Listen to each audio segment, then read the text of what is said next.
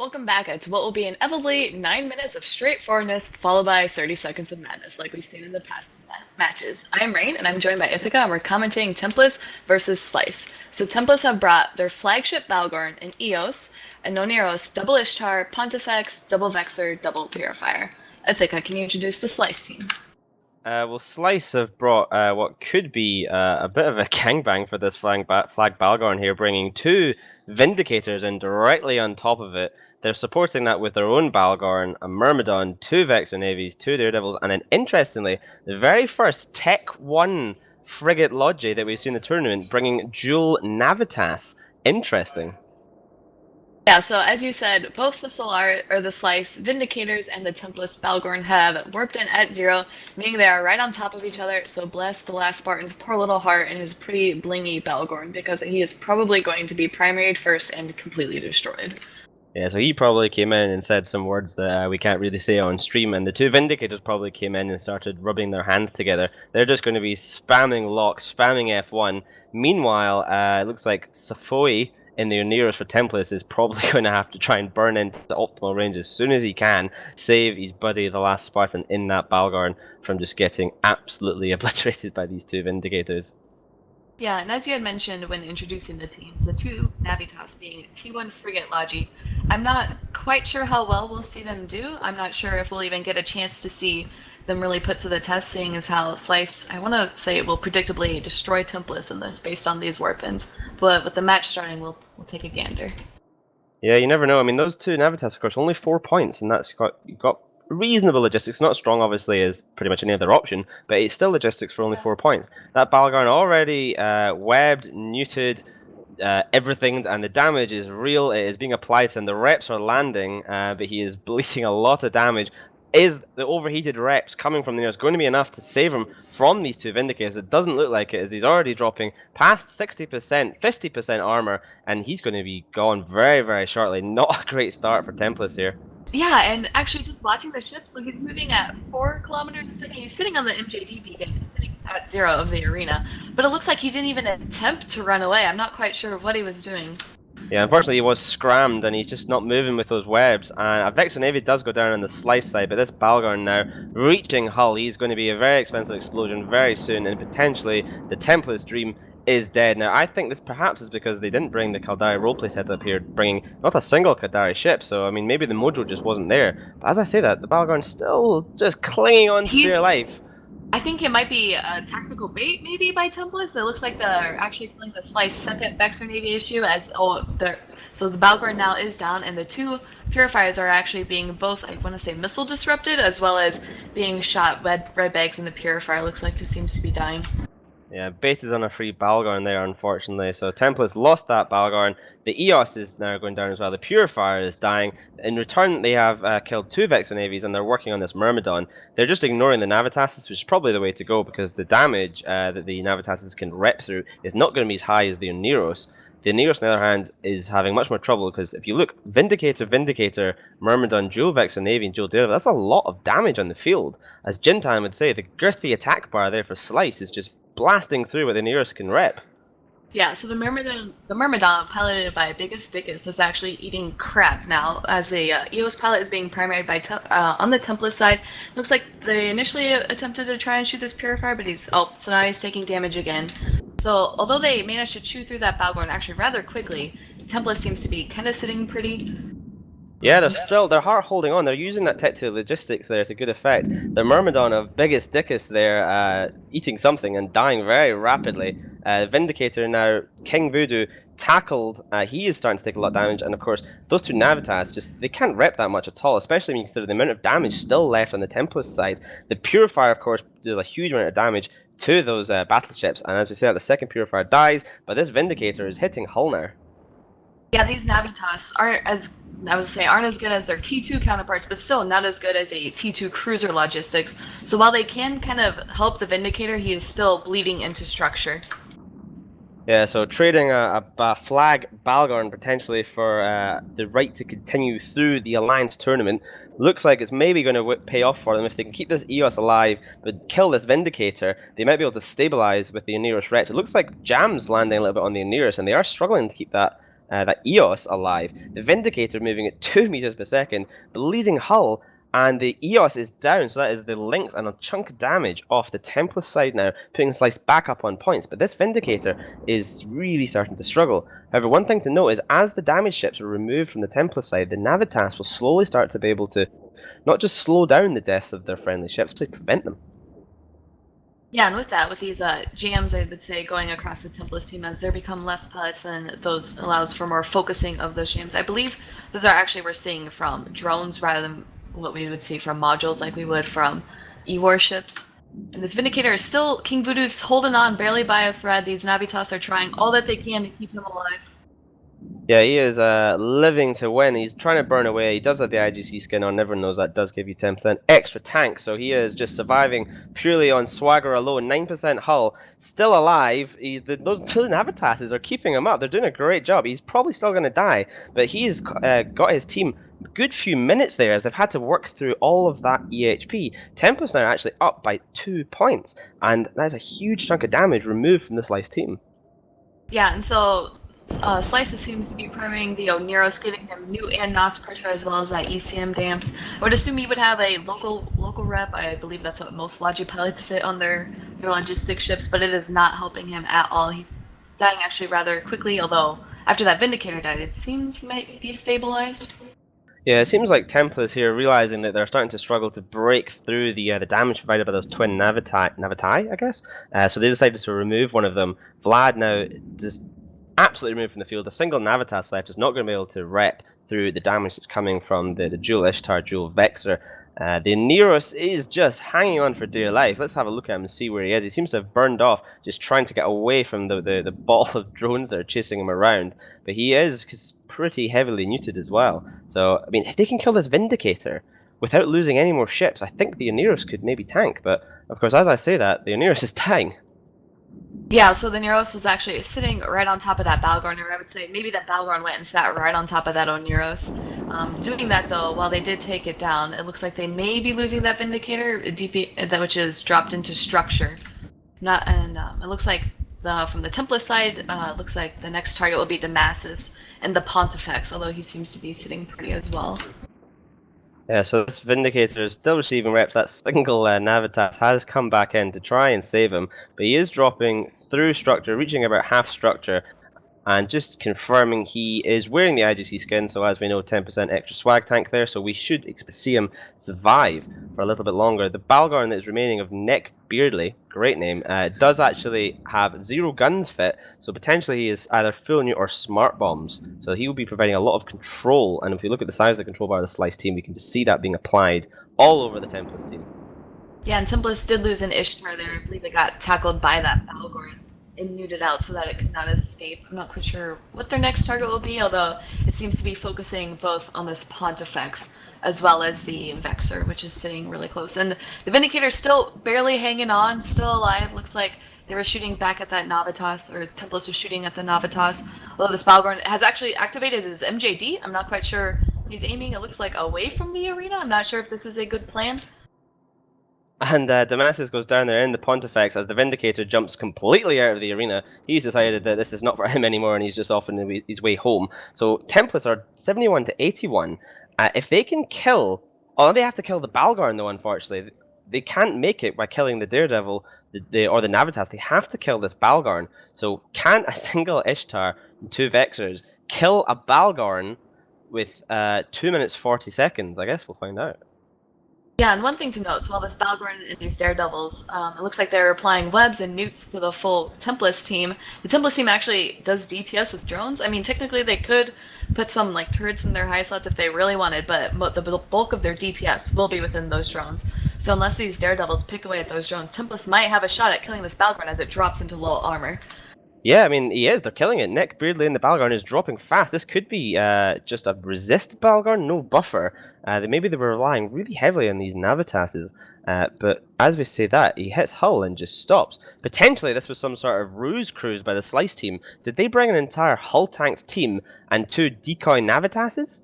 I mean, the damage has just stopped in this Balgorn. It makes sense. It looks like the Navitas is now applying, I want to say applying reps. We can see like the sliver of armor come back and then kind of go away. But, I mean, Navitas are worth 2 points, and like I believe they're one of the few ships besides maybe I wouldn't say Punishers that most people would generally have brought instead of logistics frigates. Yeah, I mean, this is a real ruse cruise here. I thought that that Balgorn was going to die. He was really dropping through armor very fast, and you expect with armor logistics on the field that the team would have armor tank ships. But in fact, it seems that they have just pulled one out of the bag and structure tanked their Balgorn, and a Vexor goes down on the Templis side, so the damage that was already anemic is just dropping even further. So we have an Ishtar and a Vexor against a surprise hull-tanked Balgorn and some other ships. These other ships being T1 logistics cruise or T1 logistics frigates as the second Navitas finally goes down, and this slice Balgorn is still sitting pretty, I want to say like 2/3 structure probably, with just the Vexa and the Ishtar left, and I'm not sure they can kill it. I think these Daredevils could probably either kill the drones of these ships or even kill the Vexa themselves. Yeah, I mean, Nick, really, they're proving that real men hull tank. As we all know, that is the best way to go. He is just living to win, sitting there quite happy. He can't be killed now in the time that's remaining. He has a huge amount of hull left, all the buffer. He is just not concerned. All he has to do is not somehow jump out of the arena in the next 23 seconds, and Slice taking another interesting win. Yesterday we saw them use micro jump drive beacons to great effect. Today, rusing everybody with a surprise hull tank doctrine and just a lot of damage, just taking down the last Spartan's flagship Balgorn in only like about a minute or so. And with that, we have like a couple seconds left. The Balgorn's still sitting pretty, and Slice has taken it, knocking out Templis CALSF, the King Slayers of AT-15. That will send it back to Apophany in the studio.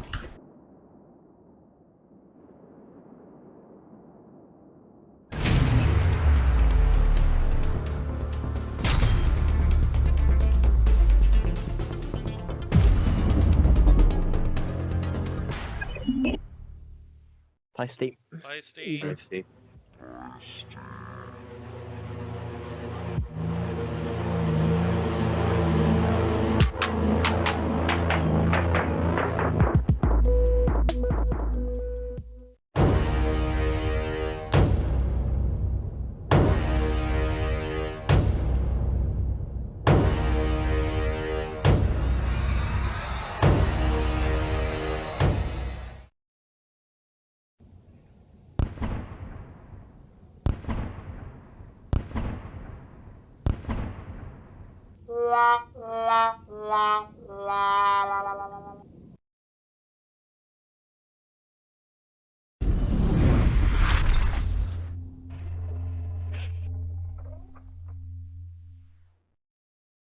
Hello everyone, and welcome back after another great game. Hull tanked Balgorn and Vindy's there. The whole ruse cruise on the Navitas. Chtonium, tell me your thoughts about that game.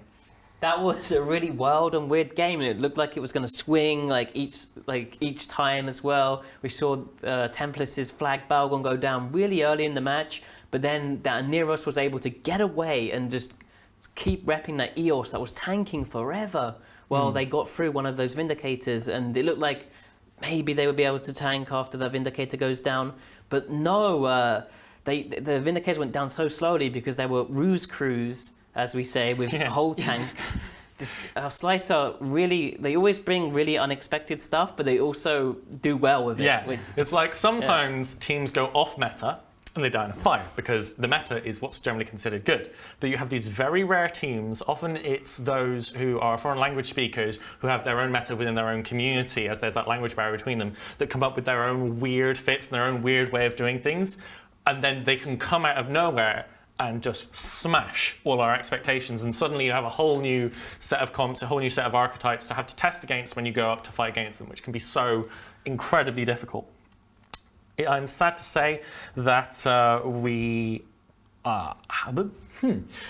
I'm sad to say we are moving on to our last match of the day here.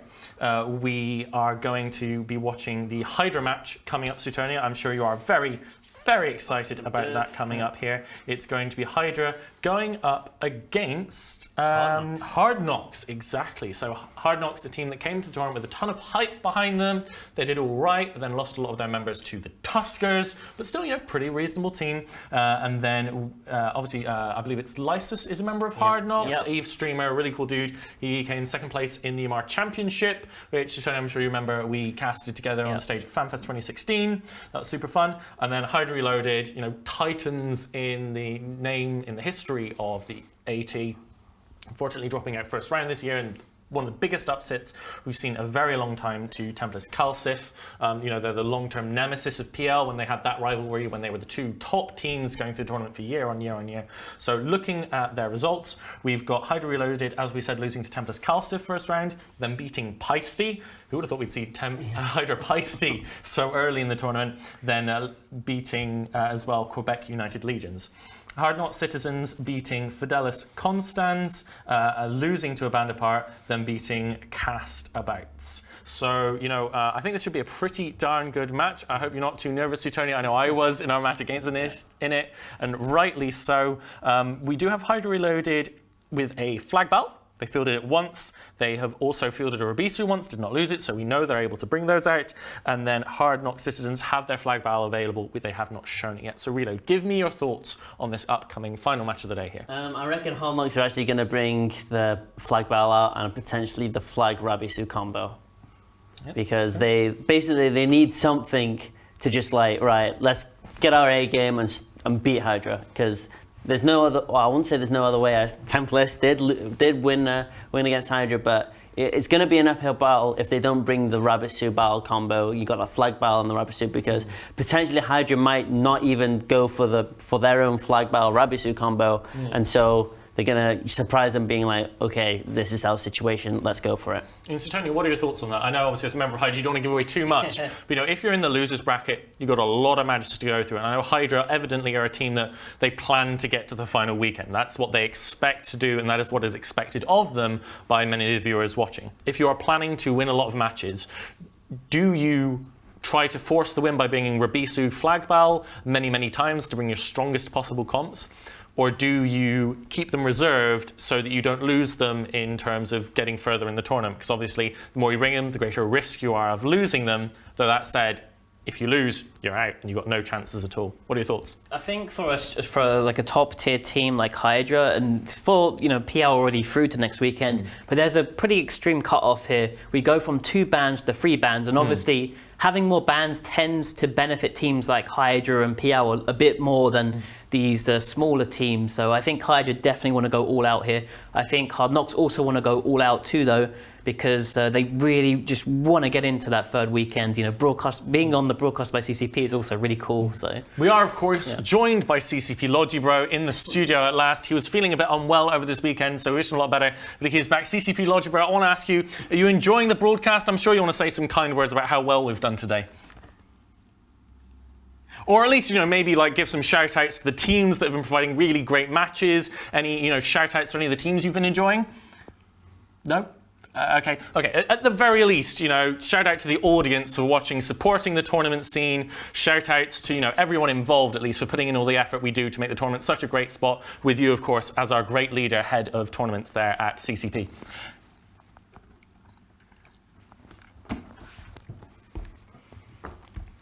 Thanks, buddy. Okay, that's fine. We may have a problem with his mic being muted. We don't know. Still, moving on into the match quickly there, dodging those sick burns by CCP Logibro. We need to move on. So, Hydra versus Hard Knocks. That's one hell of a match to end the day on. Before we go into it, I want to ask you guys, it's been a long 2 weekends here. Do you have any memorable moments, favorite pilots to bring up that you remember really enjoying? The MJ, Harbinger, the one with it was like a drone all-in versus the Quad BC, and the Harbinger was in 10% structure, but you just kept MGDing the drones away. I think that was some A-class piloting. Yeah, that was pretty insane. So, I know you and I both have some fairly painful memories from the last 2 weekends, but what are your favourite moments, favourite pilots, favourite storylines, possibly? I think the thing that's impressed me the most is just how quickly teams have improved. I've seen teams on the first weekend who were flying drone setups that were, really sloppy, you know, they were all in a ball together and just getting like caught one by rush teams. But ever since, you know, that Slice, Harbinger, that survived for so long by MJ Ding, it seems like every team now are just using the MJD so effectively. Well, let's go to the match, the final match of the day. Hard Knock Citizens versus Hydra Reloaded. Let's go Hydra!